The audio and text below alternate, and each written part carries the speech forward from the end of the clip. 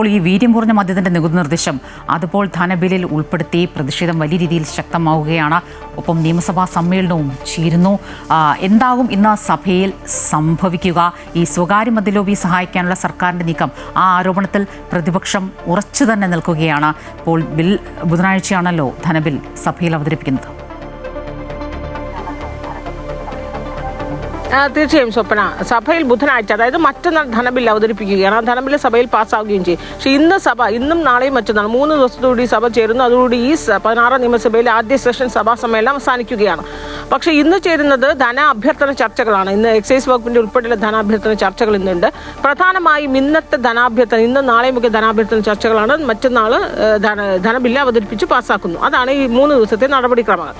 പക്ഷെ ഇന്ന് ഈ 3 ദിവസവും ഭരണപക്ഷം നേരിടാൻ പോകുന്നത് ഈ വീര്യം കുറഞ്ഞ മദ്യത്തിന് നികുതി ഘടന ബജറ്റിൽ ഉൾപ്പെടുത്തി, ആ നികുതി ഘടന ഉൾപ്പെടുത്തിയത് ഫിനാൻസ് ബില്ലിലും ഉൾപ്പെടുത്തു എന്നതാണ്. അത് കാരണം അത് ധനബില്ലിൽ ആ സമയത്ത് ബജറ്റിൽ മറുപടി പറയവേ മുഖ്യമന്ത്രി വളരെ കൃത്യമായി പറഞ്ഞതാണ്, ഈ നികുതി ഘടന ഉൾപ്പെടുത്തിയെങ്കിലും അത് UDF ചർച്ച ചെയ്ത് മദ്യനയത്തിൽ അംഗീകാരം നൽകിയാൽ മാത്രമേ ഇത് വീര്യം കുറഞ്ഞ മദ്യം ഇങ്ങനെ സുഖമായി വിൽക്കാനുള്ളൊരു സാഹചര്യം ഉണ്ടാകുള്ളൂ.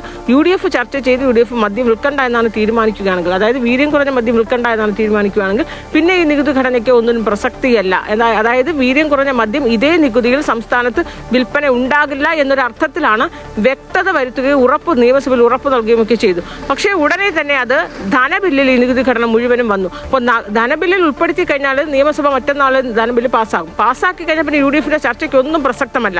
അപ്പോൾ സംസ്ഥാനത്ത് ഈ നികുതി ഘടനയിൽ വീര്യം കുറഞ്ഞ മദ്യം വിൽപ്പന നടത്തിയേ മതിയോ. നിയമപരമായി അതിന് സാധുതയും വരും, നിയമപരമായി അതിന് പ്രാബല്യം വരികയാണ്. അപ്പോൾ പിന്നെ UDFിൽ ചർച്ച ചെയ്യുക എന്നത് വെറും ഒരു പുകമുറ മാത്രമാണ് എന്നാണ് ഇന്നലെ പ്രതിപക്ഷം നേതാവിന്റെ ഫേസ്ബുക്ക് കുറിപ്പ് ഉൾപ്പെടെ പ്രതിപക്ഷം പറയുന്നത്. അപ്പോൾ സർക്കാർ അഥവാ മുഖ്യമന്ത്രി വെറും ഒരു നാടകം കളിക്കുകയാണ്. UDFിൽ ചർച്ച ചെയ്ത് മാത്രമേ നടപ്പാക്കൂ എന്ന് നാടകം കളിക്കുകയാണ്. UDFിൽ എന്നത് ചർച്ച എന്ന് പറയുന്നത് വെറും അത് അപ്രസക്തമാണ്, അതൊരു പുകമുറ മാത്രമാണ്. ധനബില്ലിൽ ഉൾപ്പെടുത്തിയ സാഹചര്യത്തിൽ ഇതെന്തായാലും നിയമമായി കഴിഞ്ഞിരിക്കുകയാണ്. ഇനി അത് വിറ്റില്ലെങ്കിൽ ഈ ബക്കാഡി കമ്പനി പോലും കോടതിയെ നേരിടും. ആ ഒരു സാഹചര്യത്തിലാണ് വന്നത്. അപ്പോൾ സർക്കാർ ഇതിൽ കളിക്കുകയാണ്. പ്രത്യേകിച്ച് മുഖ്യമന്ത്രി കൃത്യമായ നാടകം കളിക്കുകയാണ്. മുഖ്യമന്ത്രി കർണാടകയിൽ മദ്യലോബിയെ സഹായിക്കാണ്. ഇത് കഴിഞ്ഞ തവണ നിയമസഭയിലും പ്രതിപക്ഷം ഈ ആരോപണം ഉന്നയിച്ചതാണ്. അപ്പോൾ ഇന്നും നാളെയും മറ്റന്നാളും ഉറപ്പായും പ്രതിപക്ഷത്തിന്റെ കയ്യിൽ ഏറ്റവും വലിയ ആയുധമെന്ന് പറയുന്നത് ധനബില്ലിൽ ഇത് ഉൾപ്പെടുത്തി എന്നുള്ളതാണ്. ധനബില്ലിൽ ഉൾപ്പെടുത്തി കഴിഞ്ഞാൽ അത് നിയമമായി കഴിഞ്ഞു.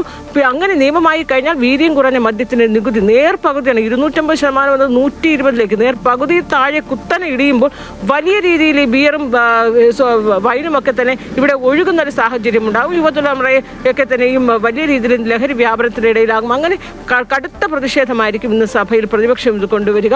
അതോടൊപ്പം തന്നെ ഭരണമുന്നണിയിൽ നിന്ന് പോലും വിമർശനം നേരിടുകയാണ്. പക്ഷെ അത് പ്രത്യക്ഷത്തിൽ വിമർശനമായി വന്നില്ല എന്നേ ഉള്ളൂ. ധനബില്ലിൽ ഇത് ഉൾപ്പെടുത്തി പാസ്സാക്കാൻ പോവുകയും ചെയ്യുന്ന ഒരു സാഹചര്യത്തിൽ ഭരണമുന്നണിയിൽ നിന്ന് പോലും വിയോജിപ്പുകളുണ്ട്. പക്ഷെ അവർ പരസ്യമാക്കുന്നില്ല. അങ്ങനെ ഭരണമുന്നണിയിലുള്ള വിമർശനങ്ങൾക്കിടയിലും പ്രതിപക്ഷം ശക്തമായ പ്രതിഷേധവുമായി സഭയിൽ വരുമ്പോൾ ഇനി മുഖ്യമന്ത്രിയുടെ നിലപാടൊക്കെ തന്നെ വളരെ പ്രസക്തമാകും. പക്ഷേ ഇനി ഒരു മുഖ്യമന്ത്രി എപ്പോഴും പറയുക UDFിൽ ചർച്ച ചെയ്യും.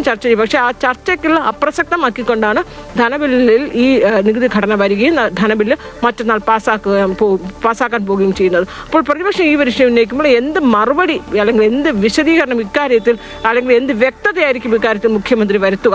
ഇതൊക്കെ തന്നെയും ഇന്ന് ചേരുന്ന നിയമസഭ, ഇന്നും നാളെയും ഒക്കെ ചേരുന്ന നിയമസഭയിൽ വളരെ നിർണായകം തന്നെയാണ് സ്വപ്ന.